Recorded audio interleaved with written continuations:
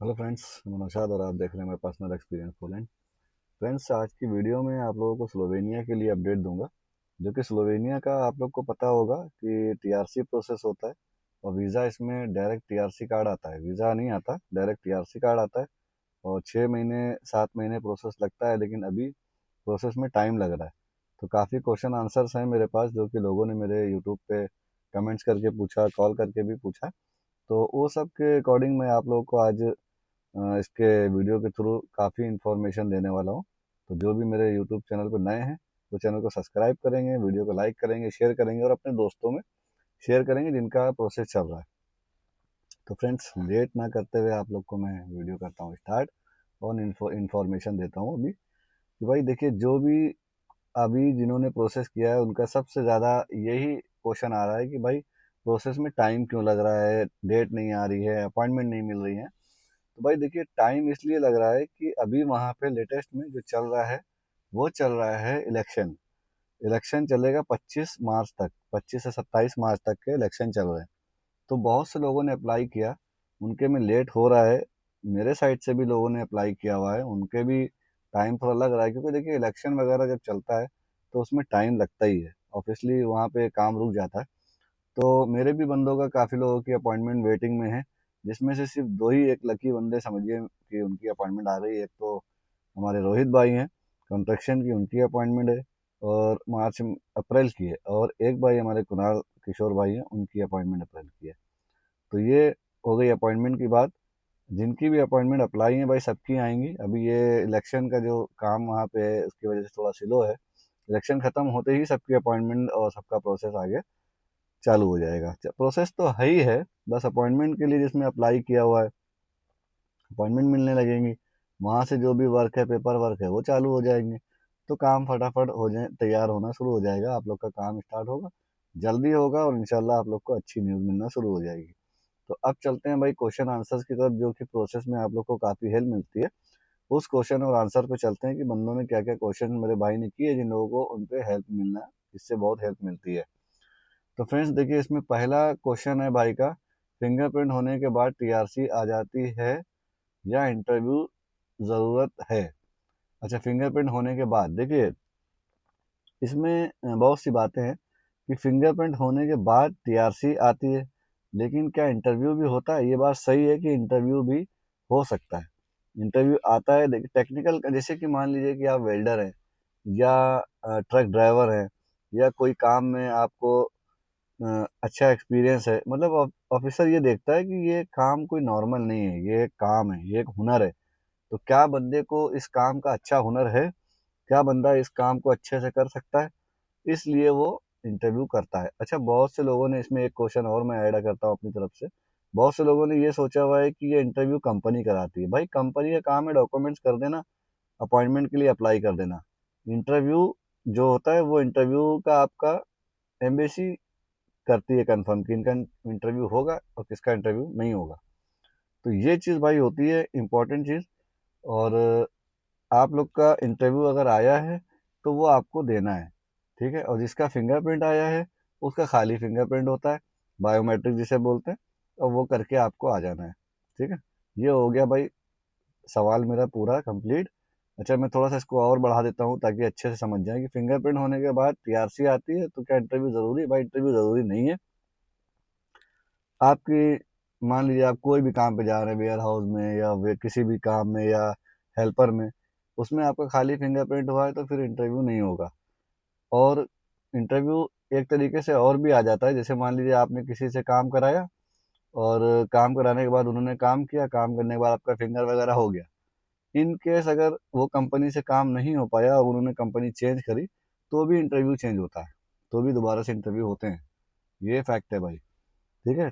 तो ये इसमें बहुत से पॉइंट होते हैं, जितना मुझे याद आता जा रहा है मैं बताता जा रहा हूँ। और अगर कुछ मिस भी हुआ तो फिर इंशाल्लाह अगली वीडियो में ऐड करूँगा, ठीक है। तो ये पहला क्वेश्चन कंप्लीट हो गया। अभी बताता हूँ दूसरा क्वेश्चन क्या पूछा भाई ने। स्लोवेनिया का इंटरव्यू एम्बेसी में होता है या फिंगरप्रिंट के बाद वीडियो कॉल पे होता है? नहीं भाई, वीडियो कॉल वगैरह पे नहीं होता।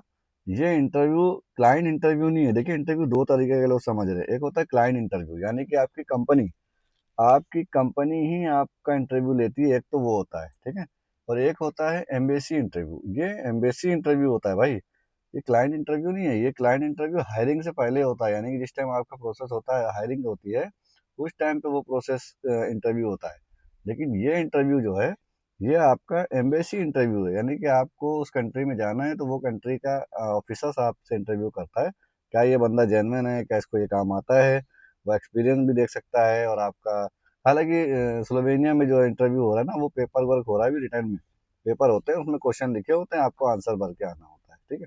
उसमें ये नहीं है कि आपसे फेस टू फेस बात कर रहा है और बात करके आपको डिसाइड कर दिया उसने कि हाँ इनको टीआरसी देना है या नहीं देना है, ऐसा नहीं है। पेपर वर्क है, बहुत कम लोगों से बात कर रहा है, उन्हें तो पेपर वर्क चल रहा है, ठीक है। एक बात मुझे और याद आई कि अभी अपॉइंटमेंट आने का काफ़ी लोगों ने मेरे से क्वेश्चन किया था कि भाई अपॉइंटमेंट क्यों लेट हो रही है। देखिए, अपॉइंटमेंट तो भाई एम्बेसी के हाथ में है।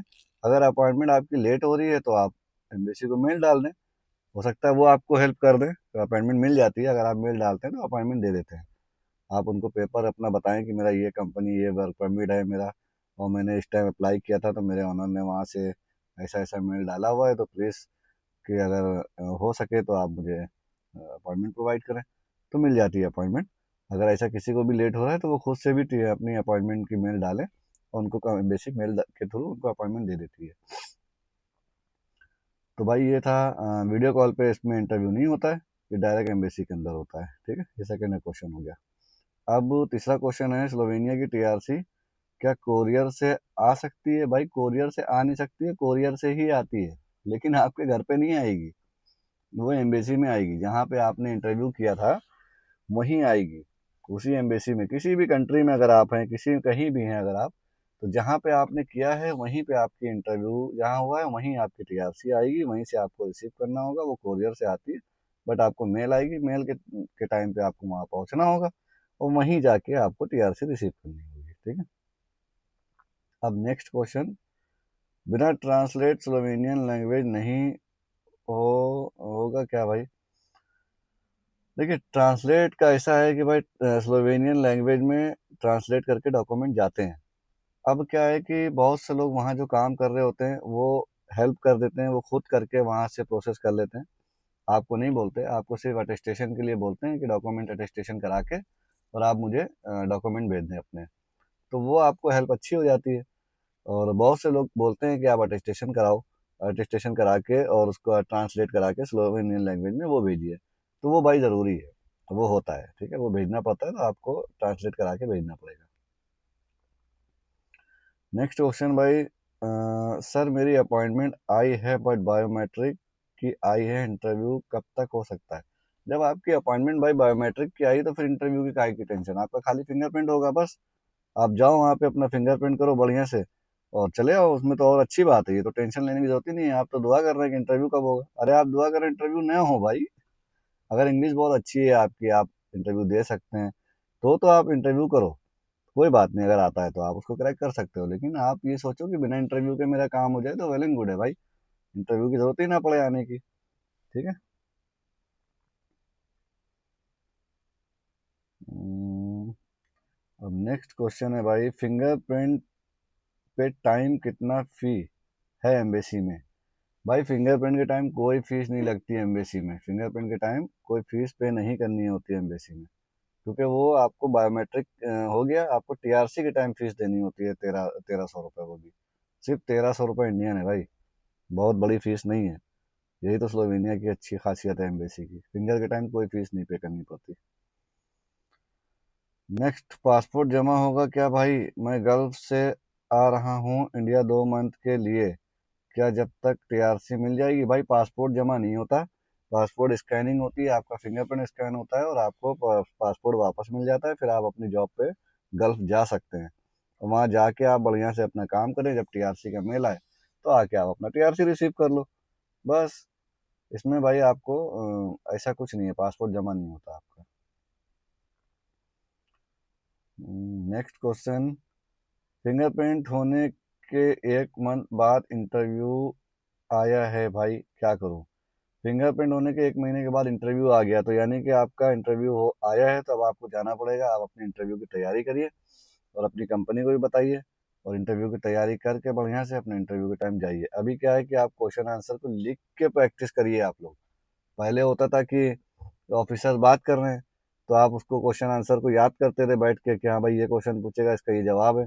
अभी आप लोग को राइटिंग से प्रैक्टिस करनी पड़ेगी कि भाई मेरा इंटरव्यू आया है तो मैं लिखना है ना, अभी आपको जाके आपको लिख के जवाब देना है। तो बोलना अलग बात थी, अब लिखना देखिए जिसकी इंग्लिश अच्छी है भाई वो तो लिखना लिख भी सकता है, बोल भी सकता है, कोई प्रॉब्लम नहीं है, नो डाउट, ठीक है। लेकिन जिनकी इंग्लिश में प्रॉब्लम है और उनको लिखना बहुत डिफिकल्ट आता है, क्योंकि बोलने में तो इंसान प्रैक्टिस कर सकता है, what is your name, my name is ये, लेकिन कि लिखना वो ज़्यादा डिफिकल्ट करता है। तो भाई आप लोग प्रैक्टिस स्टार्ट करिए जिनका इंटरव्यू आ रहा है, ठीक है।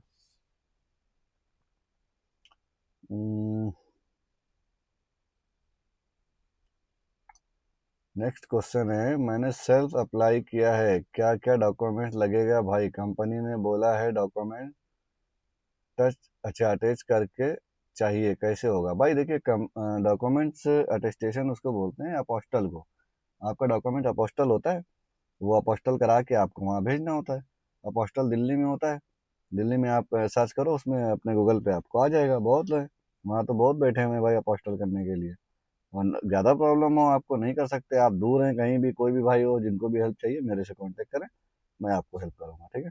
डॉक्यूमेंट अटेस्टेशन हो गया आपका, ट्रांसलेट हो गया, कोरियर सर्विस, कुछ भी आपको नहीं समझ में आ रहा, व्हाट्सएप पे नंबर होता है मेरा स्क्रीन पे, व्हाट्सएप पे मैसेज डालिए, आपको पूरी हेल्प मिलेगी भाई। काहे परेशान हो रहे भाई, आपका है, जब तक हम हैं इंशाल्लाह आप लोग को परेशान होने की ज़रूरत नहीं है, ठीक है भाई। Next question,